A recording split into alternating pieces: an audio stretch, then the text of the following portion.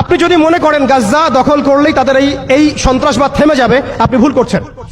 যতক্ষণ পর্যন্ত তারা বিশ্বকে নিয়ন্ত্রণ না করছে, বিশ্বকে শাসন না করছে, তারা ক্ষান্ত হবে না। এবং তাদের মূল রাজনৈতিক পটভূমি এবং ভৌগোলিক অবস্থানটা কি হবে সেটাও তারা মেনশন করেছে। তারা চায় পুরো হোলি ল্যান্ডটা দখল করতে। এখন আপনি প্রশ্ন করতে পারেন যে ভাই হোলি ল্যান্ডটা কি? উত্তর হচ্ছে, হোলি ল্যান্ড হচ্ছে সেই জায়গা ইরাকের ইউফ্রেটিস নদী থেকে শুরু করে মিশরের নীল নদ পর্যন্ত। আই রিপিট, ইরাকের ইউফ্রেটিস নদী থেকে শুরু করে মিশরের নীল নদ পর্যন্ত এই পুরো জায়গাটাকে বলা হয় হোলি ল্যান্ড, অর্থাৎ পবিত্র ভূমি, আরদুল মুকাদ্দাসা। কোরআনে বলা হচ্ছে আরদুল মুকাদ্দাসা, ওদের স্ক্রিপচারে বলা হচ্ছে হোলি ল্যান্ড। তাদের মিসাকে ইহুদিরা বলছে মিসায়া, এবং খ্রিস্টানরা নাসারারা বলছে অ্যান্টিক্রাইস্ট। যাকে আমরা চিহ্নিত করছি সে হচ্ছে মাসিহুদ দাজ্জাল। তারা এই হোলি ল্যান্ডটাকে স্বাধীন করতে চায়। তারা মিশরের নীল নদ থেকে শুরু করে ইরাকের ইউফ্রেটিস পর্যন্ত পুরো জায়গাটাই দখল করতে চায়।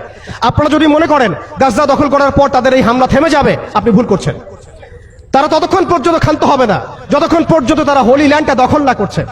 এবং শেষ জামানায় যে বৃহত্তর মালহামা বা মহাযুদ্ধের কথা বলা হয়েছে, সেই যুদ্ধ হবে ইরাকের ইউফ্রেটিস নদীর সোনার পাহাড়কে কেন্দ্র করে। আস্তে আস্তে সময় সেদিকে এগিয়ে যাচ্ছে। তাহলে তাদের উদ্দেশ্যটা কি? তাদের উদ্দেশ্য হচ্ছে হোলি ল্যান্ডটাকে দখল করে সেখান থেকে তারা দাজ্জালের শাসন কায়েম করতে চায় সারা বিশ্বে। কারা চায়?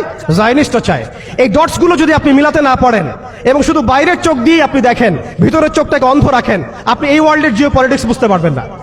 শুধুমাত্র বাহ্যিক স্টাডি দিয়ে, বাহ্যিক জিও পলিটিক্স পড়াশোনা করে, বাহ্যিক ইকোনমিক্স পড়াশোনা করে আপনি এই ওয়ার্ল্ডের প্রকৃত জিও পলিটিক্সকে মেলাতে পারবেন না। অর্থাৎ সামনে আসছে দাজ্জালের শাসন, যেটা নবী সাল্লাল্লাহু আলাইহি ওয়াসাল্লাম ইরশাদ করেছেন যে মাসিহুদ দাজ্জাল এই ইহুদিদেরকে নিয়েই এই বিশ্বকে শাসন করবে 40 দিন। কতদিন?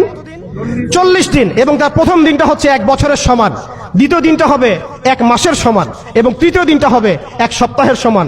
বাকি দিনগুলো হবে আমাদের দিনের মতোই। এই কথাটা আমাদের প্রিয় নবী মুহাম্মদ রাসূলুল্লাহ সাল্লাল্লাহু আলাইহি ওয়াসাল্লাম তার পবিত্র জবানে বলে গিয়েছেন বিধায় বিশ্ব এদিকে এগিয়ে যাচ্ছে।